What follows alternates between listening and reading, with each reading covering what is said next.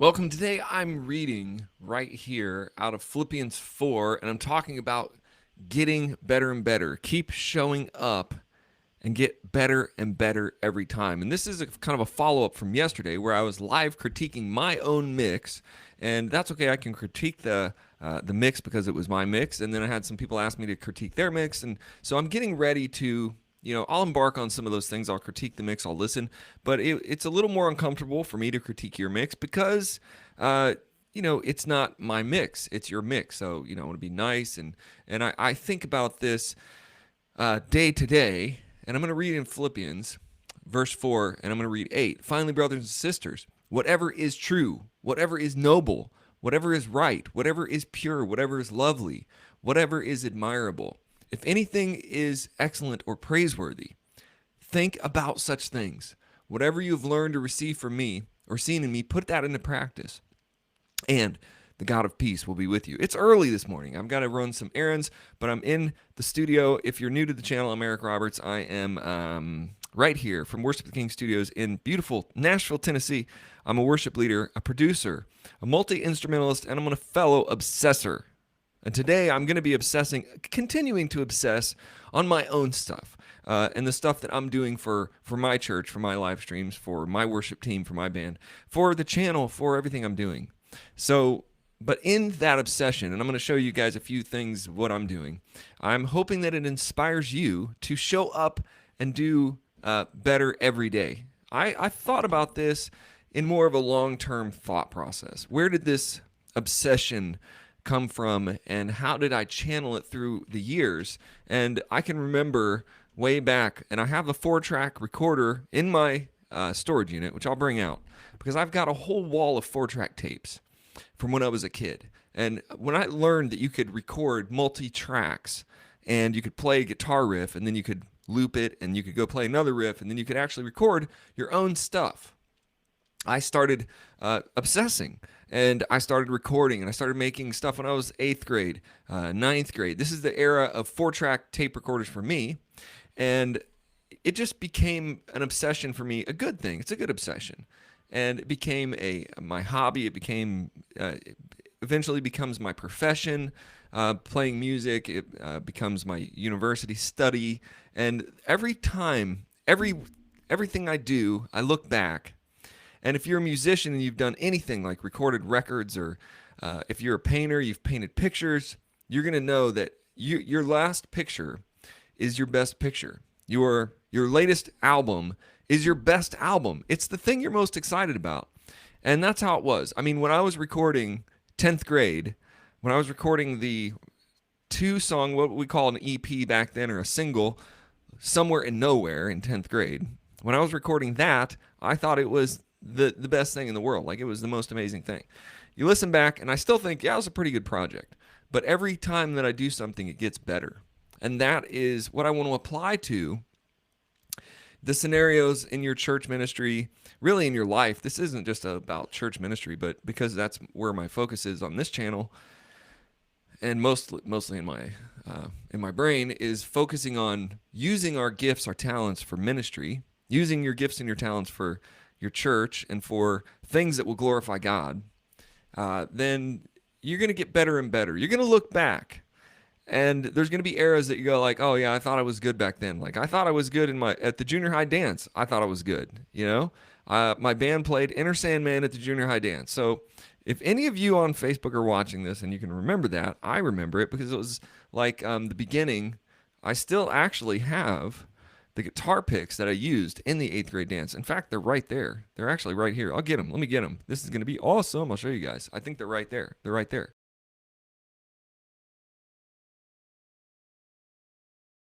Look, you look back and you think where you were, and you look to the dreams and the thoughts and the processes that you want to get to.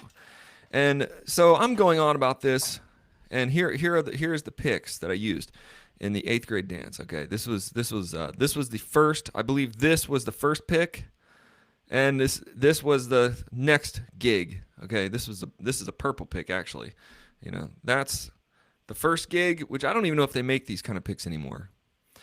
I've had these for all those years, over 20 years, 25 years now. Because That was the beginning of my obsession with being in a band, playing music, mixing, learning how to do a sound system. Yesterday I talked about that. If you look around and think, I want to play in a band, I want to jam, I want to do a gig, well, first of all, you're gonna have to learn how to turn on your amp and turn on your speakers, and you're gonna have to, for us, it was like, hey, you guys want to jam? Well, go figure it out. Figure out what you need. So I was obsessing on figuring out what I needed to make it work, and I'm 25 years later. I'm still obsessing. It's just on a different level. And all through the years, as you look back, you're going to think that that moment is your best. So give it your best and then keep showing up and get better. So if I'm critiquing a mix for a church, or if I'm listening to your mix, or if I'm critiquing a player in the youth group, or if I'm critiquing myself, which I like to do the most because it's the way that I can get better, I'm looking at standards above me and saying, how can I get to that level? Then I'm critiquing myself and trying to get better. And sometimes you're just like, okay, I'm as good as I'm going to be for now. And that's good. And that's what you should do. Artistically and musicianship-wise, you should realize when you're at your moment where that is as good as you can be at that moment. Then keep showing up and get a little better every time. If you do that, you're going to be a phenomenal musician. Number one, you're going to serve your church well. You're going to serve your team well, your worship team.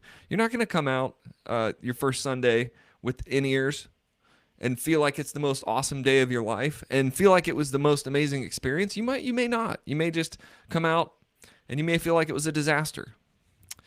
You can stretch yourself. I was stretched several years ago when I started playing with my church, Fairhaven in Ohio. Very, very large church, bigger than any church I'd played with. It was a stretch. Now, I'd played for a lot of churches, but it was a whole different game there. It was a lot of different stuff that was stretching me. I was like, this is awesome. When I'm getting really pushed and stretched, then I'm feeling like I'm getting somewhere. So maybe that's what you guys take your frustrations about your church live stream, which is what I was talking about yesterday and what I'm going to talk more about today. Take your frustrations about anything in your life, your artistic, where you're at with your guitar, where you're at with the equipment that you currently have. A lot of people spend a lot of time saying, like, I only have this and this is all I have. Well, if you look at some pictures of some other countries, they have like a djembe and like one speaker with mud all over it and half in the rain and maybe not even electricity, and they're worshiping. So you're going to have to be where you're at and move from there forward.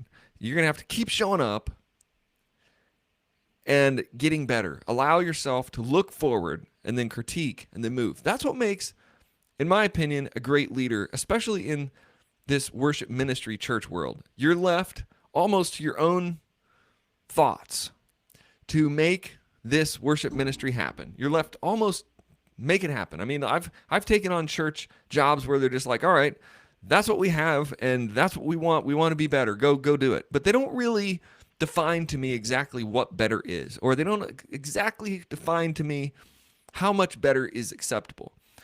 So it's left to you, oftentimes to your own thoughts, to know when is good enough, when is acceptable, right? And then all along the way, you have to live with yourself, right? You have to live in the moment, and you have to live with yourself. So, yeah. So I'm looking at some comments here. Thank you, Facebook user. I don't see your name, but it says, I love the work that you do. Thank you for that. I'm going to keep doing it. And I don't know your name. It doesn't show me on this one. Had a 4-track recording reel for a long time. And I had one, and I went and I bought a new one. And it wasn't a new one. It was a used Tascam Porta Studio 2. And that Tascam Porta Studio 2 is going to come on the channel soon. I'm going to pull out some of my old mixtapes. Oh man, it's going to be fun. I mean, I have so many awesome riffs and 4-track tapes from all my high school bands and everything. We were recording all the time. So I listen to it now and I'm still like, oh, that was good. I remember stuff from back in the day, and I let it push me forward. Just like yesterday when I was doing my critique of the church mix from last week, and it's good because it's benchmarking me, and it's letting me look at realistically, where am I right now? How good is this right now? What do I want to get better? And I'll tell you with the church mix, and I'm not going to get into the details of that today, until later today. But some things are going to get really good, like our drum sound is really good right now. So I'm going to let that be. I'm going to kind of protect that, kind of keep it set and let it move forward. But I'm going to tweak other things, like maybe a vocal mic here, a guitar here, tone here, click track, things like that. So as an artistic seeker, as somebody who's trying to get better every time, as somebody who's stuck in a job or a church where they're not, say stuck. That's not a great word. You're in a church. Some of you definitely feel stuck, so that's okay if you feel stuck. That's the idea. Show up, get a little better. Take what you have, make your inventory. If you need to raise money, that's the other thing. A lot of people we don't have any money. We don't have any money. Our church has money, but we don't have endless funds of money. There are a lot of things that I say. My pastor's like, well, we're not there yet. We're not there yet. Maybe next year. So you've got to take baby steps. Even, especially in the church, they're not just going to write you a blank check usually and say, just make this happen. If that happens, then you have the problem with, oh my goodness, they just gave me a bunch of money and I'm not really sure exactly what mixer to buy or what system to do. Then you're in your head thinking, I saw a church last week, they had $35,000 setup that they did. So now you're stuck with, now I have 35 grand, my pastor wants it to be awesome. And then you're stuck with a whole nother fear of what if I get the wrong setup? What if it doesn't work as good as he thought it was for 35 grand? So, for example, I'll give you a little bit of technical on for me, and this is just what we're doing. Today I'm going to be going over to the church, I think, if I can get over there. I'm going to be running some cables, and I'm going to do a vlog from the church. But I bought this this week, USB 2.0 extender. Okay, this thing right here, USB 2.0 extender. Now, we have a scenario where we just want to get we're at that point where I just want to get my mixing console, my live stream mixing computer out of the room because it's in the room. So I've been looking into all this equipment. I want to do Dante. Dante is harder to set up than this. This is a very simple, inexpensive fix. Okay, this is going to allow me to run my USB from my mixer to another room. It's really simple stuff. Under $100, no networking, no Dante. I know Dante is going to be the final thing, but as we're building, we're just going to take little steps to get better. We're focused, we're doing things, we're showing up, we're getting a little better. If you want me to critique or look at your live stream mix, and I will be just basically honest, I'm just going to look at it and tell you what I would do to get a little better. Because I realize no matter how hard you work, somebody can show up and say, well, this. So that's not the point of my critiques.